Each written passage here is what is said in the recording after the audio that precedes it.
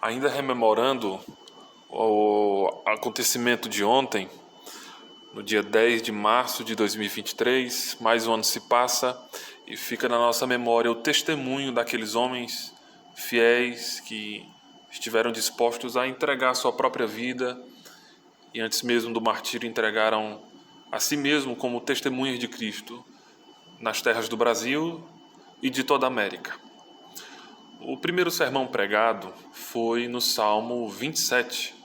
O reverendo Richier leu o verso 4 especificamente, que diz: "Uma coisa peço ao Senhor e a buscarei, que eu possa morar na casa do Senhor todos os dias da minha vida, para contemplar a beleza do Senhor e meditar no seu templo."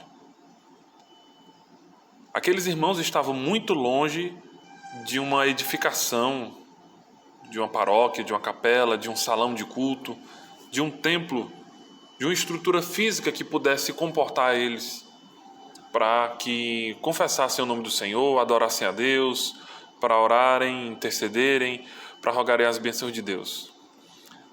Nesse sentido, não havia templo. Mas nós temos que nos lembrar, irmãos, que o templo é o povo junto. O povo junto é o sagrado, o povo junto celebra a Deus, está em contato com Deus, e mesmo que num forte, longe de suas terras, num povo que não falava a sua língua, não tinha a sua cultura, os seus hábitos, ainda assim eles estavam em casa, não na sua casa, mas na casa de Deus.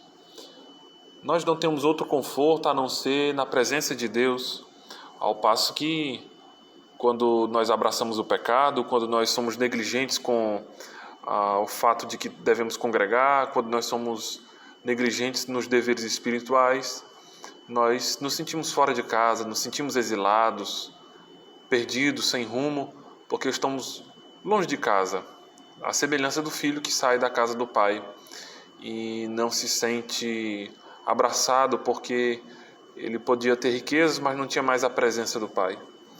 Por isso o Salmo 27, no verso 4, nos ensina sobre uma prioridade. De tantas coisas para pedir, o salmista pede: uma coisa peço ao Senhor. Isso significa que o foco dele, o olhar dele, estava voltado para algo. Foco. Às vezes nós nos debruçamos sobre tantos assuntos em oração ou na nossa vida e nos esquecemos do foco, do principal. Jesus disse: buscai em primeiro lugar o reino de Deus e a sua justiça. E todas as outras coisas que Jesus chama de as demais coisas, essas demais coisas que ele fala são a saúde, o vestir, a vida, a provisão. Tudo isso ele coloca simplesmente como as demais coisas, porque diante de Deus, diante do seu reino, diante da sua justiça, tudo se torna menor, porque nós temos que ter essa prioridade.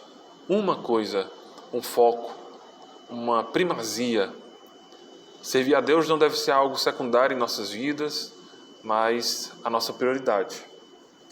O Salmo também fala de uma persistência: uma coisa peço ao Senhor e a buscarei. Na versão que o reverendo Richier leu, diz: uma coisa peço ao Senhor e ainda reclamarei. Eu vou pedir de novo, eu vou rogar de novo. Essa será a minha causa constante de oração, é o que a tradução quer dizer. É ter persistência. Jesus fala: pedi e dar-se-vos-á, buscai e encontrarei, batei e abre-se-vos-á. Uma persistência é o fato de que não é fácil. Servir a Deus é muito bom, mas não é fácil. É difícil porque o nosso coração tensiona na desobediência, na fraqueza, na frieza espiritual. Temos muitos empecilhos, ocupações do dia a dia, temos a nossa negligência interna, temos convites do mundo, ocupações mundanas, mas temos que buscar com insistência viver a vontade de Deus, cultuar a Deus, ser povo de Deus, viver congregado, ser sujeito ao povo de Deus em conjunto. O salmista também fala algo curioso, para a época principalmente. Ele pede para que more na casa de Deus, que eu possa morar na casa do Senhor todos os dias da minha vida. Os hebreus visitavam o templo com certa frequência nas festas anuais. Haviam 7 festas originalmente, depois a festa do Purim acrescentado nos tempos de Esté. Eles iam a Jerusalém 7 vezes por ano, eles adoravam a Deus no templo, eram acontecimentos únicos, né? Obrigatoriamente 7 vezes, mas é muito intenso o que ele está dizendo aqui, que eu possa morar na casa do Senhor todos os dias da minha vida. Aponta para nós o propósito e a constância no servir a Deus. Eu quero estar sempre aqui. É tão bom que eu não quero sair daqui. Isso mostra para nós o prazer em servir a Deus. Com certeza, quando aquelas navegações atravessaram o oceano, cruzaram continentes e chegaram ao Brasil, os irmãos deviam estar muito cansados da viagem, muito enfadados, mas eles tinham uma alegria: servir a Deus. Nós não podemos jamais associar qualquer desprazer ao serviço de Deus. Então, ofertar não deve ser feito com tristeza, pelo contrário, Paulo diz que aquele que dá deve dar com alegria. Cultuar a Deus não deve ser feito com tristeza, obedecer os mandamentos de Deus também não. Congregar, nada que o servo de Deus faz deve estar acompanhado de um desprazer, de um enfado. Se ele faz dessa forma é porque ele não compreende a profundidade das coisas, o quanto é prazeroso estar na casa de Deus. E essa constância se deve ao propósito. Por que estar na casa de Deus? Para que estar na casa de Deus? E o salmista diz que ele está com interesse de viver diante de Deus no seu templo, porque ele quer contemplar a beleza de Deus e meditar.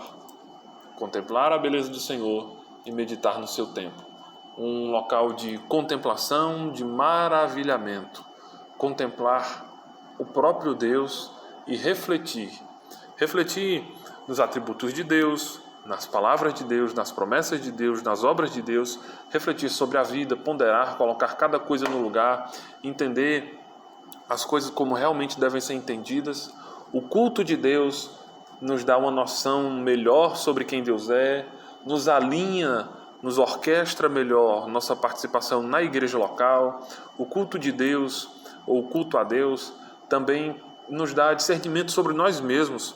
Quantas vezes chegamos quebrados, feridos, desanimados e às vezes nem entendemos o que passamos ou as reações que temos no nosso coração, e esse discernimento vai vindo enquanto adoramos a Deus. É por isso que servir a Deus é um prazer, e nós temos esse desafio de, nos nossos dias, nas terras do Brasil, adorarmos a Deus com fidelidade, porque tudo na igreja começa a partir do culto público, tudo começa a partir da adoração a Deus. A primeira coisa que esses irmãos fizeram não foi escrever um tratado evangelístico, não foi desenvolver uma prática de intervenção social, não foi planejar a construção de um edifício para se reunirem, nada. Eles começaram com o culto de Deus. O culto deve ter primazia nas nossas vidas e nas nossas rotinas. Que Deus nos guarde e nos abençoe como fez com aqueles irmãos.